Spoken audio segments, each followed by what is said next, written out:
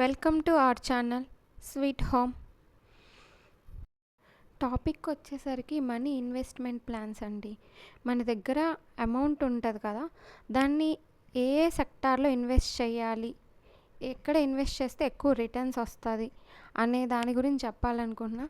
First of all, నేనేమి financial expert కాదు, but నేను కొన్ని ఫాలో అవుతాను. వాటిలో ఎవరికన్నా యూజ్ అవ్వచ్చు అన్న ఉద్దేశంతో చెప్తున్నాను, కానీ నేనేం ఫైనాన్షియల్ ఎక్స్పర్ట్ కాదు.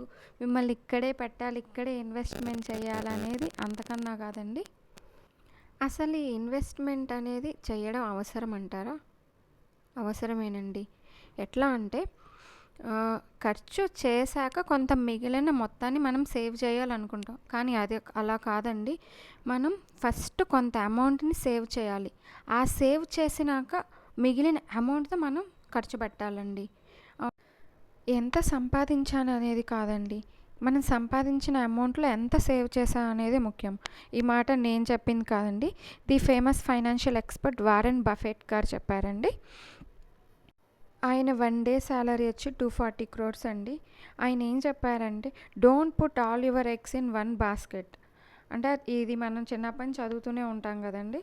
ఎప్పుడు ఆల్ ఇన్కమ్స్ అన్నీ ఒకే దాని మీద ఇన్వెస్ట్ చేయకూడదండి, డిఫరెంట్ వేస్లో ఇన్వెస్ట్మెంట్ చేస్తే బెటర్ అని దాని మీనింగ్ అండి. మన దగ్గర ఉన్న అమౌంట్ని, సపోజ్ కొంత అమౌంట్ ఉంది, ఆ అమౌంట్ని తీసుకెళ్ళి మనం బీరువాలో పెడితే ఆ అమౌంట్ ఏం పిల్లలు పుట్టారండి. సో అలాగే మన అమౌంట్ని డిఫరెంట్ వేస్లో ఇన్వెస్ట్మెంట్ చేస్తే రేపు అవి వాటి మీద రిటర్న్స్ వచ్చి మనకి యూజ్ అవుతాయి. మనీ ఇన్వెస్ట్మెంట్ ప్లాన్స్ అనేవి కొన్ని ఏమో లాంగ్ టర్మ్ పర్పస్లో ఉంటాయి, కొన్ని ఏమో షార్ట్ టర్మ్ పర్పస్లో ఉంటాయండి. లాంగ్ టర్మ్లో ఉండేవి ఏంటంటే, జనరల్గా పిల్లల ఎడ్యుకేషను, వాళ్ళ మ్యారేజ్ కానీ, లేదా హౌస్ కన్స్ట్రక్షన్ చేసుకోవాలి, లాంటివి లాంగ్ టర్మ్ కింద వస్తాయండి. షార్ట్ టర్మ్ ఏంటంటే, జనరల్గా మనకి ఒక గోల్డ్ ఆర్నమెంట్ కొనుక్కోవాలని కానీ, లేదా వెకేషన్స్కి వెళ్ళాలని ఉంటుంది కదండి. అవునండి, వెకేషన్కి వెళ్ళడానికి కూడా చాలామంది అదేం చిన్న అమౌంట్ కాదు కదా, వెకేషన్కి వెళ్ళడానికి చాలా అమౌంట్ అవుతుంది కదా, దీన్ని కూడా ఇన్వెస్ట్మెంట్తో చేసి వెళ్తారు. మనీ ఇన్వెస్ట్మెంట్ ప్లాన్స్ అనేవి మెయిన్లీ 11 టైప్స్గా డివైడ్ చేశానండి. ఒకటి ఎఫ్డి అంటే fixed deposit, 2 recurring deposit, 3 gold investment, 4 real estates, 5 government bonds, 6 stock market, 7 mutual funds, 8 national pension scheme, 9 provident fund investment, 10 post office, 11 Pradhan Mantri వయో వందన్ స్కీమ్. ఫస్ట్ది ఎఫ్డి అండి, పేరులోనే ఉంది. ఫిక్స్డ్ డిపాజిట్ అంటే దీనిలో రిస్క్ తక్కువ, రిటర్న్ తక్కువ అండి. దీనికి మెయిన్గా first of all bank account ఉండాలండి. దీనిలో ఫస్ట్ టైం కదండి, ఆ టైం మినిమం 7 days నుంచి మ్యాక్సిమం 10 years లోపు ఉంటుందండి. మనం 1000 rupees నుంచి 1 lakh వరకు ఎంతైనా వేసుకునే ఫెసిలిటీ ఉంటుంది. 2 lakh 3 lakh అంటే లిమిటే లేదండి, ఎంత అమౌంట్ అయినా మనం వేసుకోవచ్చు. దీనికి మీద ఇంట్రెస్ట్ రేట్స్ అనేది బ్యాంక్కి మధ్య డిఫరెంట్గా ఉంటాయండి. దీనివి ట్యాక్స్ బెనిఫిట్ కూడా మనకు ఉంటుందండి. ఈ ఎఫ్డీలో ఉన్న బెస్ట్ అడ్వాంటేజ్ ఏంటంటే, ఇప్పుడు సపోజ్ మనకి అమౌంట్ కావాలనుకోండి, మెచ్యూరిటీ డేట్ కన్నా ముందే మనకి అమౌంట్ అవసరం వస్తే మనం కావాలంటే ఎఫ్డీని క్లోజ్ చేసుకోవచ్చండి. Sure withdraw. In case of financial emergency, you can withdraw your FD before the maturity date అండి. అయితే ఈ ఎఫ్డీలో కొన్ని బ్యాంక్స్ సీనియర్ సిటిజన్స్ కోసం కొన్ని స్పెషల్ డిపాజిట్ స్కీమ్స్ అనేవి ఆఫర్ చేశాయండి.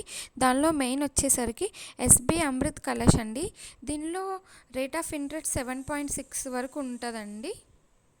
400 days టెన్యూర్ పీరియడ్ ఉంటుందండి, దట్ మీన్స్ మెచ్యూరిటీ పీరియడ్ అండి. సెకండ్ వచ్చేసరికి IDBI Amrit Mahotsav fixed deposit అండి. దీనిలో రేట్ ఆఫ్ ఇంట్రెస్ట్ 7.65% ఉంటుందండి.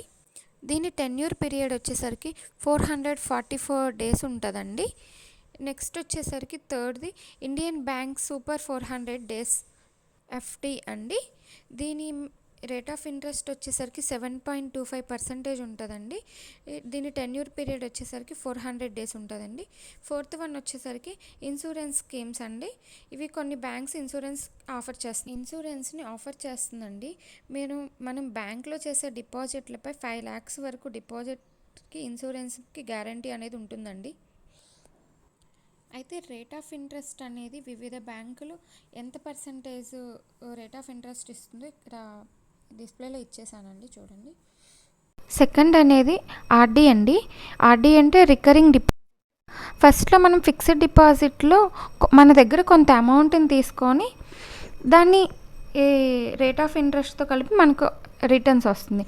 కానీ ఆర్డీ ఏంటంటే మనం ఎవ్రీ మంత్ కొంత అమౌంట్, సపోజ్ ఒక 1000 రూపీస్ ఉంది, 1000 రూపీస్ ఎవ్రీ మంత్ మనం పే చేసినప్పుడు దాని మీద రిటర్న్ వాల్యూ వస్తుంది. ఇది లో రిస్క్ ఇన్వెస్ట్మెంట్ అండి. కానీ దీనికి ఎటువంటి ట్యాక్స్ ఎగ్జంప్షన్ అనేది ఉండదండి. ఇంక థర్డ్ వచ్చేసరికి గోల్డ్లో కూడా ఇన్వెస్ట్మెంట్ అనేది ఒక బెస్ట్ ఆప్షన్ అండి. అయితే గోల్డ్ మీద ఇన్వెస్ట్మెంట్ అంటే గోల్డ్ని కాయిన్ రూపంలో కానీ ఆర్నమెంట్ రూపంలో కానీ కొనుక్కోవచ్చు.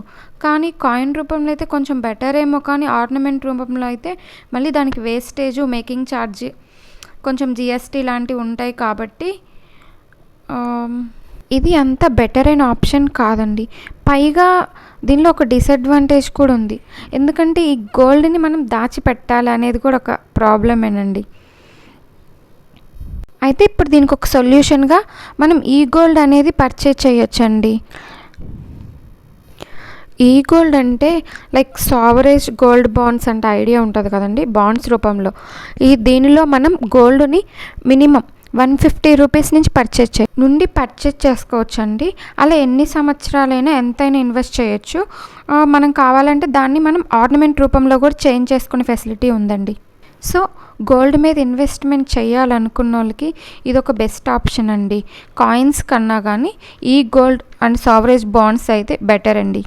ఇక ఫోర్త్ వన్ వచ్చేసరికి రియల్ ఎస్టేట్ అండి. అయితే ఇది కూడా బెస్ట్ ఇన్వెస్ట్మెంట్ అండి. కాకపోతే దీనిలో హై రిస్క్ ఉంటుంది అండ్ హై రిటర్న్స్ ఉంటుందండి.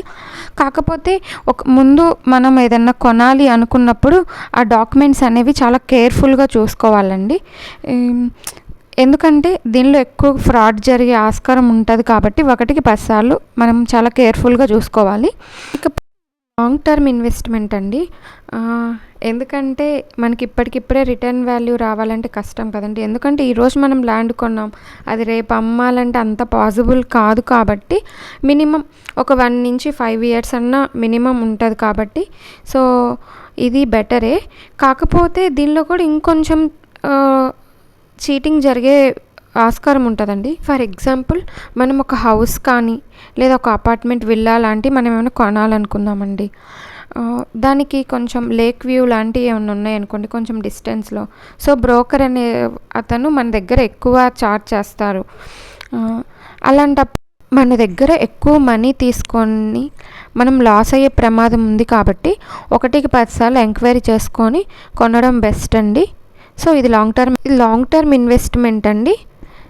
సో రిస్క్ ఎక్కువ అండి, హై రిటర్న్స్. ఇంకా ఫిఫ్త్ వన్ వచ్చేసరికి గవర్నమెంట్ బాండ్ అండి. ఈ బాండ్స్ అనేవి సేఫ్ అండ్ సెక్యూర్ అని చెప్పొచ్చండి. దీనిలో కూడా మనకు వచ్చే రిటర్న్స్ అనేది చాలా సేఫ్గా ఉంటే కొంచెం రిటర్న్స్ వాల్యూ కూడా ఎక్కువ వస్తుందండి. అసలు ఈ గవర్నమెంట్ బాండ్స్ అంటే ఏంటంటే, ఇప్పుడు గవర్నమెంట్ దగ్గర ఏదన్నా అమౌంట్ ఫండ్ లేనప్పుడు కొన్ని బాండ్స్ ఇష్యూ చేస్తుంది. మనకి ఇంత ఫిక్స్డ్ ఇన్కమ్ ఇస్తాము అనేది.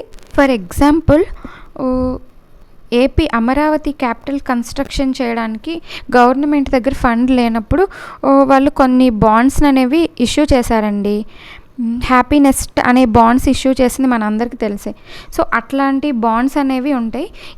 ఈ బాండ్స్ అనేవి కొంచెం సేఫ్ అండ్ సెక్యూర్ అండి. ఎందుకంటే ఇవి ఇష్యూ చేస్తుంది గవర్నమెంటే కాబట్టి సో మనకి అనేది భయం అనేది ఉండదు. దీనిలో రిటర్న్ వాల్యూ ఉంటుంది. అయితే ఈ బాండ్స్ని అసలు మనం ఎక్కడ పర్చేజ్ చేసేయాలి, ఎలా పర్చేజ్ చేయాలి మనకు ఎలా తెలుస్తుంది అంటే, మనకు తెలుసు కదా ఎన్ఎస్సి నేషనల్ స్టాక్ ఎక్స్చేంజ్లో ఎన్ఎస్సి గో బిఐడి అనే వెబ్సైట్ ఉంటుందండి. దీనిలో ఎన్ని బాండ్స్ ఉంటాయి, ఎక్కడ అవైలబుల్గా ఉంటుంది, ఎంత టైం పీరియడ్ ఎంతవరకు ఉంటుంది అనే ఇన్ఫర్మేషన్ అంతా ఆ వెబ్సైట్లో మనం చూసుకోవచ్చండి. అయితే దీనికి ఒక పీరియడ్ అనేది ఉంటుందండి. ఇంకా వన్ వచ్చేసరికి స్టాక్ మార్కెట్ అండి. అయితే ఇది చాలా high risk and high returns అండి. మనల్ని కావాలంటే కోటీశ్వరులను చేస్తుంది, లేదంటే రోడ్డు మీద అలా నిలబెడుతుంది. సో దీని గురించి నాకు లేదు. ఇంకా ఇది మ్యూచువల్ ఫండ్స్ అండి. ఇదైతే లో రిస్క్ అండి, కొంచెం రిటర్న్ వాల్యూ కూడా ఎక్కువే ఉంటాయి. ఇది స్టాక్ మార్కెట్ అంత రిస్క్ అయితే కాదు. దీనిలో ఏంటంటే మ్యూచువల్ ఫండ్స్లో ఈక్విటీ అండ్ బాండ్స్లో అనేది మన అమౌంట్ని అనేది ఇన్వెస్ట్ చేస్తారండి. అయితే ఇక్కడ రిస్క్ అనేది మనం తీసుకోమండి, కంపెనీ తీసుకుంటుంది. అయితే వీళ్ళు ఏం చేస్తారంటే high risk, mid risk, low రిస్క్లో high risk and mid risk, low risk అనే వాటిలో మన అమౌంట్ అనేది ఇష్యూ చేస్తారు. హై రిస్క్లో అంటే కొంచెం మనకి హై రిటర్న్స్ వస్తాయి, మిడ్ రిస్క్లో అంటే కొంచెం మిడిల్ ఆఫ్ ద రిటర్న్స్ వస్తాయి, లో రిస్క్లో అంటే కంపేర్ టు ఫిక్స్డ్ డిపాజిట్ అండి. అంటే మనకి ఫిక్స్డ్ డిపాజిట్ కన్నా కొంచెం తక్కువ వస్తాయి. ఎన్పిఎస్ అండి, అంటే national pension scheme or national pension system అంటారండి. దీనిలో కూడా చాలా హై రిటర్న్స్ ఉంటాయండి. ఇది రిటైర్ అయ్యే వాళ్ళకి బెస్ట్ ఆప్షన్ అండి. దీనిలో అంతకుముందు ఏజ్ లిమిట్ అనేది 60 years వరకు ఉండేదండి. ఇప్పుడు దాన్ని గవర్నమెంట్ అనేది సెంట్రల్ గవర్నమెంట్ చేంజ్ చేసింది, 70%కి చేంజ్ చేసిందండి.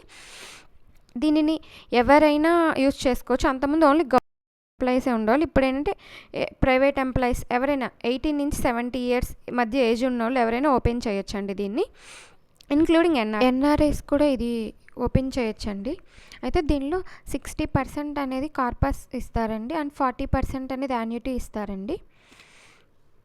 కార్పస్ అంటే ఏంటంటే అండి, మనకి ఇన్వెస్ట్మెంట్ చేసిన ఫండ్ అనేది 60% మనకి డైరెక్ట్గా బ్యాంక్ అకౌంట్లో ఇస్తారండి. అండ్ 40% యాన్యుటీ అన్నా కదండి, దాన్ని ఏం చేస్తారంటే మళ్ళీ దాన్ని రీఇన్వెస్ట్మెంట్ చేస్తారండి. ఆ రీఇన్వెస్ట్మెంట్ అనేది ఆ 40% ఇన్వెస్ట్మెంట్ చేసి దాని రేట్ ఆఫ్ ఇంట్రెస్ట్తో సహా అది 0 వరకు అయ్యే వరకు మనకి పెన్షన్ రూపంలో ఇస్తారండి. This scheme is best and secure అండి. అంటే పబ్లిక్ ప్రావిడెంట్ ఫండ్ అండి. ఇది చాలా సేఫ్ అండ్ సెక్యూర్ అండి. ఇది చేయడం వల్ల మనకి ట్యాక్స్ సేవింగ్ కూడా ఉంటుందండి. అయితే దీని ఇంట్రెస్ట్ రేట్ అనేది 7.6 నుంచి 8% మిడిల్లో ఉంటుందండి. అయితే ఆ ఇంట్రెస్ట్ రేట్ అనేది 4 times చేంజ్ అవుతుందండి. అది ఇయర్ మంత్ ఎండింగ్కి, క్వార్టర్కి, మిడ్ క్వార్టర్ అండ్ ఇయర్ ఎండింగ్కి ఈ ఇంట్రెస్ట్ రేట్ అనేది చేంజ్ అవుతూ ఉంటుందండి. ఇది safe and secure and also tax saving scheme అండి. దీనిలో మనం 500 నుంచి 1,50,000 per yearకి మనం వేసుకునే ఫెసిలిటీ ఉందండి. అయితే దీన్ని టెన్యూర్ 15 years ఉంటుందండి. సో ఇది కూడా ఒక బెస్ట్ ఆప్షన్ అండి. ఇంకా 10th వన్ వచ్చేసరికి పోస్ట్ ఆఫీస్ అండి. దీని గురించి అందరికీ తెలిసిందే కదండి. ఇది కూడా చాలా బెస్ట్ ఆప్షన్ అండి. ఇది safe and secure and also tax deduction ఉంటుందండి సెక్షన్ 80C ప్రకారం. ఇది తెలిసిందే కాబట్టి నేను ఇంకా ఎక్స్ప్లెయిన్ చేయట్లేదు. ఇంకా 11th వన్ వచ్చేసరికి ప్రధానమంత్రి వయోవందన్ యోజన అండి. ఇది ఏంటంటే ఏజ్ ఎక్కువ అబోవ్ సీనియర్ సిటిజన్ కండి 30 years కన్నా ఎక్కువ ఉండాలండి ఏజ్. దీనిలో మనం 1,50,000 నుంచి 15 lakhs వరకు మనం ఎంతైనా వేసుకోవచ్చు. మన దగ్గర కెపాసిటీ ఉండాలి కానీ ఎంతైనా వేసుకోవచ్చు అండి. దీనిలో ఇన్వెస్ట్ చేసిన చాలా మంచి రిటర్న్స్ ఉంటాయి. ఏదైనా ఈరోజు చేసే మన సేవింగ్ రేపు ఫ్యూచర్లో మనకు అవసరం అవుతుందండి. సో మనీని సేవ్ చేయడం చాలా బెటర్ ఆప్షన్ అండి. థ్యాంక్ యూ అండి. Thank you for watching. మీకు నా వీడియో నచ్చినట్టయితే లైక్ చేయండి, షేర్ చేయండి, కమెంట్ చేయండి. సబ్స్క్రైబ్ చేసుకోవడం మాత్రం మర్చిపోవద్దు. దాని పక్కనే ఉన్న బెల్ ఐకాన్ని ట్యాప్ చేయండి. ఫర్దర్గా మీకు నేను పెట్టిన వీడియోస్ నోటిఫికేషన్గా వస్తాయి.